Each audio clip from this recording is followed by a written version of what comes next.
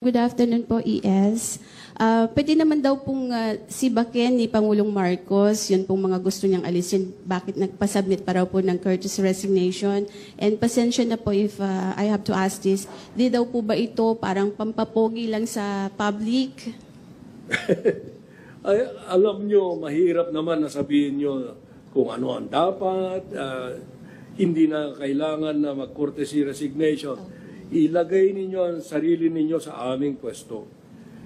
Kung tamaan mo yung isang tao, ano ang lalabas na mukha mo?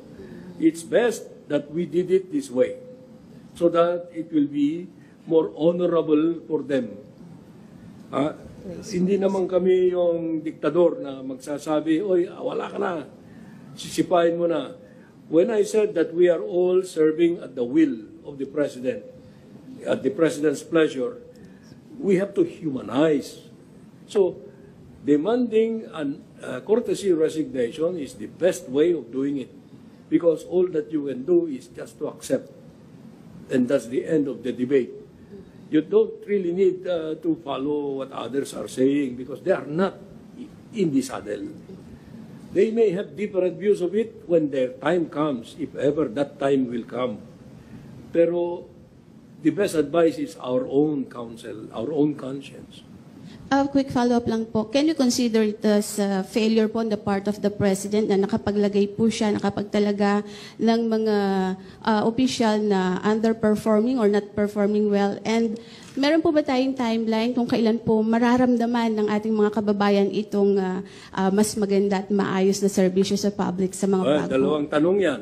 Yung unang tanong mo, ikaw ba pag meron kang niligawan, alam mo ba na may ibig sabihin nun, at the start, you do not know how this guy will perform. So that's more or less a very hindi ko masabi ko anong tanong yan. Yung pangalawa na tanong mo, ano na ba yun?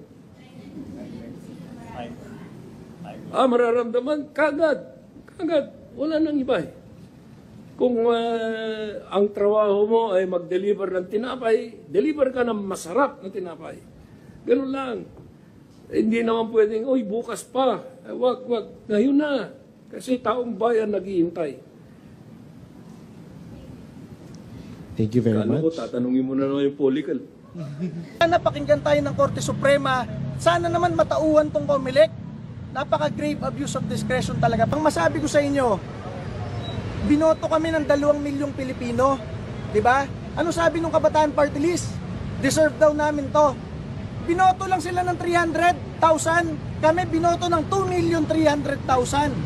Bakit ganun ang mga Pilipino? Dahil naniniwala ang ating mga pulis, sundalo, OFWs at milyong-milyong Pilipino na yung ginagawa namin, yun dapat ang gawin. Sino ang kaisa-isang nag-file sa Kongreso ng panukalang batas para ibalik ang death penalty para sa mga kurakot, mandarambong, teroristang NPA at heinous criminals? Walang iba, Duterte Youth Party List lang. Sino nakikipag-away para ang inyong mga anak at apo, after nyo alagaan ng ilang taon, ay hindi ma-recruit ng NPA sa koleyo? Kami lang nakikipag-away doon. At masabi ko sa inyo, ngayong eleksyon na ito, wala kami kahit isang poster, wala kaming TV ad, wala kaming radio ad. Hindi kami katulad ng napakaraming party list dyan na gumagastos ng hindi lang milyon, daang-daang milyon pa para makaupo lamang. Ang inyong Duterte Youth Party List, hindi nangungurakot, nagpapanukalang batas pa para ma-death penalty lahat ng kurakot na opisyal sa gobyerno. Kami ay ibinoto nyo, hindi dahil nagbayad kami, wala kami inabot kahit piso, ibinoto nyo kami dahil gusto nyo kahapon sa proklamasyon maproklama ang inyong Duterte Youth Party List para patuloy na makipaglaban sa Kongreso. Bakit hindi kami pinayagan kahapon? So ito ang solusyon, nakaisa-isang solusyon. Dahil napakaraming ginagawa ang COMELEC na kapag ni-raise mo dito, sinasabi ng Supreme Court, grave abuse of discretion. Yung parang discretion lang nila, decision lang nila. Baka hindi nyo alam, nasa mismong Omnibus Election Code, nasa rules ng COMELEC, kapag ang isang kinasuhan sa COMELEC, yung kaso walang final decision, kailangan mo pa rin i-proclaim, nakalagay mismo sa rules nila. Ang dami-dami dun may kaso. Yung iba doon may kaso ng malversation of funds. Yung iba doon may kaso ng corruption at plunder. Si Congresswoman De Lima may kaso pa sa CA. Ang daming may kaso dyan. May isang kaso doon sa citizenship. Lahat yun hindi serious para sa COMELEC. Ang pinaka-serious sa kanila yung sa amin. Yung sinabi ko daw mass murder in the Philippines. Sabi ng Kabataan Party List. At yung namili daw kami ng boto dahil nangako kami na lahat ng aming pondo iaalay namin sa taong bayan. Yan ang masabi namin at sana po dinggin ng Korte Suprema itong TRO na ito dahil ito na lang ang huli nating mapupuntahan para ang boto ng taong bayan ay ma-recognize. Sinasabi ng COMELEC at ng ating gobyerno, bumoto kayo. Ang kada boto ay mahalaga. Sanctity of the ballot. Hindi lang isang boto na tanggap namin. 2 milyon, lampas 2 milyong Pilipino dito sa ating bansa at karamihan ng nasa ibang bansa ang ibinoto ang inyong Duterte Youth Party List. Sana pakinggan tayo ng Korte Suprema. Sana naman matauhan tong COMELEC.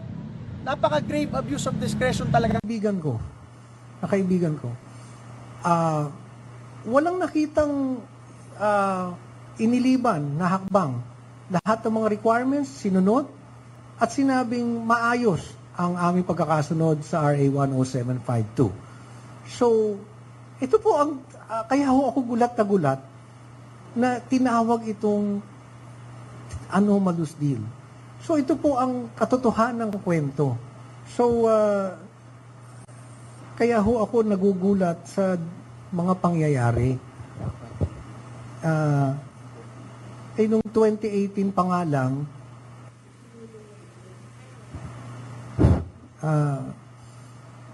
kaya nung sinasabi na hindi ito bagay sa OFW, nagulat ako. See, this is a project that we can consider a legacy project for our OFWs. Ang lupang ito, katabing-katabi lamang katapat ng Terminal 1 is 6,499 square meters.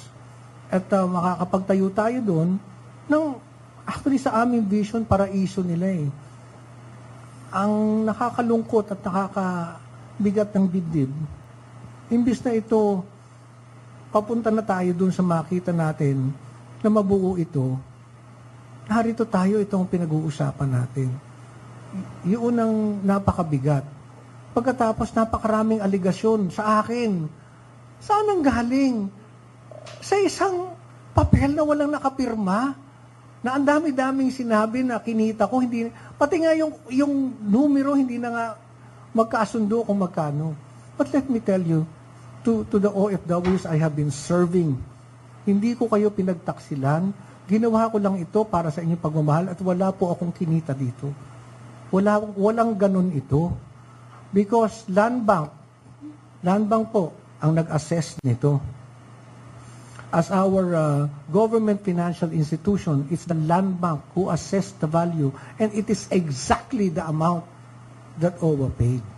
So, hindi ko maintindihan kung bakit kailangang araw-arawin ako, nakaliwat kanan, nakausapin kayong lahat, na paulit-ulit sasabihin na may anomalya ang aking ginawa.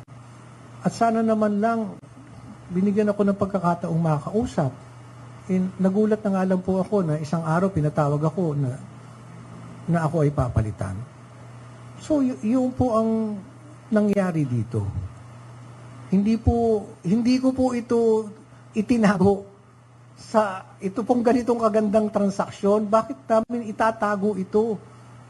Itong transaksyon na to, o itong proyektong ito, gusto mong ibigay sa OFWs. Bakit po itatago ito? You're very, very transparent each step of what we have been doing. Again, may I emphasize, it started in the Senate. It's on record. And magkakatabi po kami noon. Nandun ang aming bagong administrator, T.Y. Kaunan, former Undersecretary Tonet Aliones, and OIC USEC Hans Kapta was there. At we had all the chances na sabihin lahat itong nagiging alingas-ngas ngayon. So, ipagpauman ninyo, katulad ng binanggit ko kanina, hindi po ako nakapagsalita kaagad. Simply because I was shocked. Because when we parted ways, napakaayos naman. So nagulat na lang po talaga ako na ganun ang nangyari. As I hope all the questions you have in mind ay nasasagot na ng aking narrative ngayon.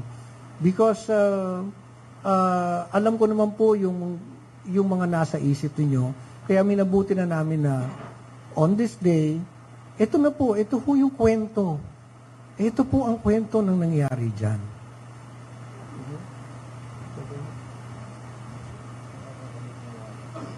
One more thing. There's an issue na ito daw binili namin na hindi raw pwedeng tayuan. Sapagkat napakalapit sa... Meron ho kaming permit sa CAAP. Meron permit sa CAAP.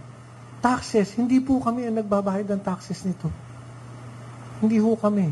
So, lahat ng mga kwento tungkol dyan, I am totally shocked at all the accusations. But again, I would like to emphasize, nung dinala po namin to sa board at kami po ay binusisi, we were scrutinized. The technical working group came up with a report. Sinunod lahat. Sinunod pong lahat.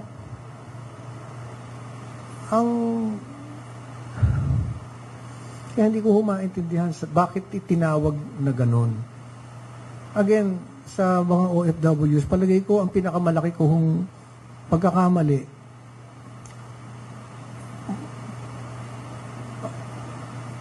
Nung minsan po kami ang binilin po kasi sa akin lagi ay alagaan kayo. At nung po ako ay nasa show business, hindi po maramot ang pagkakataon na kami ay itrato laging VIP. At kung paano yung karanasan na yan, yun ang gusto kong maranasan ng mga OFWs. Hindi naging sapat sa akin na tawagin lang kayong bagong bayani. Gusto kong maramdaman nyo kung ano ang VIP. Kaya, araw-araw po akong nagtatrabaho para maramdaman nyo po yun. Hindi ko kayo pinagtaksilan, hindi ko kayo tinalikuran. Ito lang ay ginawa ko. Gusto kong isakabuhay ninyo kung ano ang tunay na pagmamahal sa OFW. Sana meron na kayo nito eh. Sana meron na kayo nito. Sa aking puso kasi mas mahalaga kung ano yung mapaparanas namin sa inyo, hindi yung napapanood nyo kaming ganito. So sa lahat ng OFWs, namimiss ko yung mga kinukulit-kulit nyo ako rito para humingi ng tulong. Kahit madalas, ang kulit, naging buhay ko na yan. Sana lang nabuo namin ito para sa inyo. Thank you very much. Can we just know what's next?